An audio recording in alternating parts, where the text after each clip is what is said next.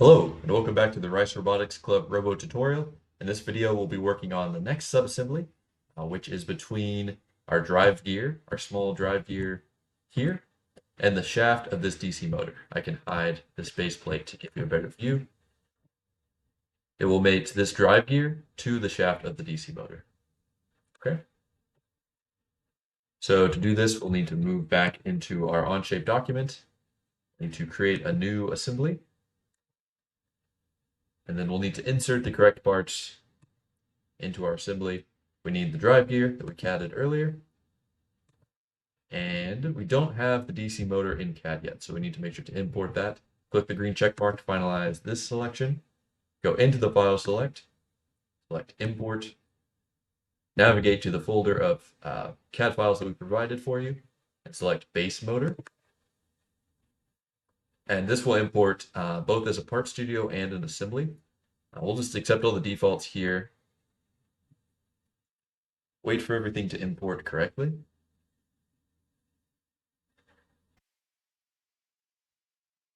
And now we have both an assembly of parts here and a part studio that contains all the different bodies that make up the arm, make up the DC motor. And so in this case, we'll drop both the assembly and the part studio into our parts folder. And we'll resume with our assembly.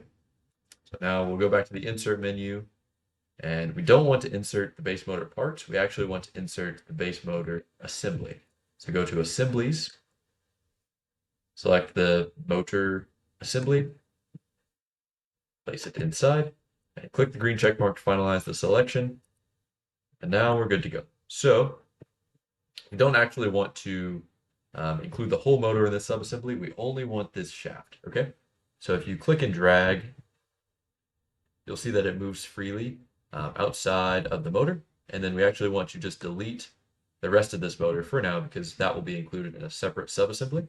However, if you select all of these entities and you try and delete them, it doesn't give you that option because they're all part of an assembly. So to delete all other parts of the motor, we first need to remove the shaft from the motor assembly in the feature tree. Okay, so this is how this works. Click the drop down of the assembly, and you'll see all of the parts that make up this sub-assembly. And so we need to decide which of these parts is the motor shaft that we want to keep. So if you click this motor shaft, it'll highlight which one we want to keep. So click and drag, and you need to drag this motor shaft outside of the assembly, okay? And now it's its own body in this new assembly. It's no longer related to the rest of these parts. Now, if we close this dropdown and right-click this assembly, we can delete it, and we're left with only the two parts that we need for this assembly between the motor shaft and the drive gear.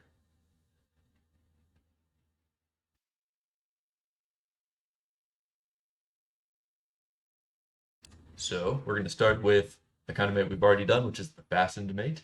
Select fastened mate from the toolbar. We're going to fasten the drive gear to the origin. We often start our assemblies by fastening some part to the origin because that allows us to have some base part that we can then relate all other parts to fully define the assembly. If you start relating bodies to each other, but you don't have them related to the origin in some way, which is like a fixed reference, then things get messy and it can be a little bit hard to follow exactly what's happening in an assembly. So it's always good to start by fixing some part to the origin. So our first mate connector will be at the center of this drive gear. And if you just click at the inside, I guess I'm selecting the cylindrical face here, it'll place the correct mate connector. Just make sure the mate connector is centered on the face of the drive gear, and it's on this top face or bottom face. It's on this face of the drive gear, and everything should be fine. So we're going to mate that face to the origin. And it doesn't really matter the orientation for this. I'm just going to flip the primary axis so that it's the bottom face that is fixed to the origin. Click the green check mark to confirm the mate.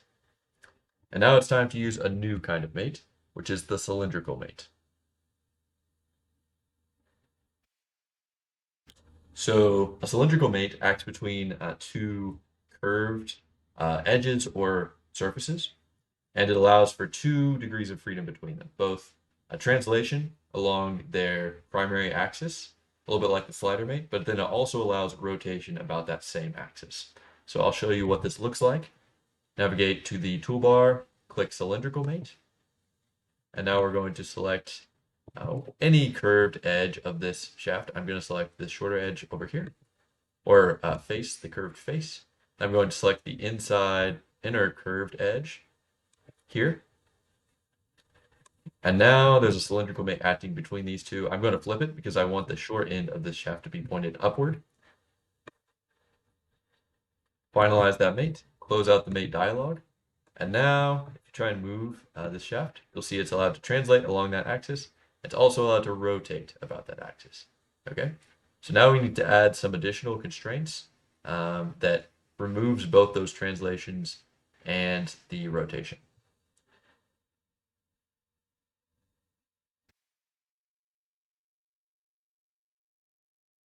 So first we're going to add another new kind of mate, which is the parallel mate. So you'll see that the cutout in this drive gear is not round. There's some flat edges. That's because in the actual, whenever we actually build our arm, those flat edges will allow the shaft of this motor and the drive gear to be engaged at all times. So we're going to add a parallel mate that ensures that the flat edge or the flat face on the inside of this drive gear is always parallel with the flat face on the outside of the motor shaft.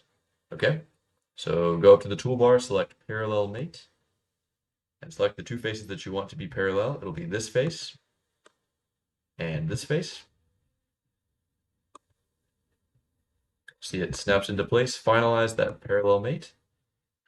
And now that removes the rotation. So it can no longer rotate about that primary axis, but it can still translate. So we need to add one more mate to fully define this subassembly. And that will be a planar mate between the two bodies. So select planar mate from the toolbar. Reminded that a planar mate takes selections of two planar faces of different bodies and makes sure that those faces are always coplanar with one another. So whenever we put this drive gear onto the shaft, it's always going to be sitting on this flat surface here. So we want to make sure this surface is always coplanar with the bottom surface of this drive gear. Okay. By selecting those two and solving the mates, it correctly positions the drive gear on top of this motor shaft. Click the green check mark to finalize the mate, exit the mate dialog, and now this subassembly is fully defined. Try to click and drag any part of it. There's no more rotational or translational degrees of freedom. It is fully defined. So make sure to name your subassembly and sort it into a subassembly folder inside of Onshape. And now we're ready to move on to the next step. You're doing great. We just have, I believe, 2 more subassemblies and then the full assembly, and then the CAD of our robot arm will be complete. So very exciting. I'll see you in the next video.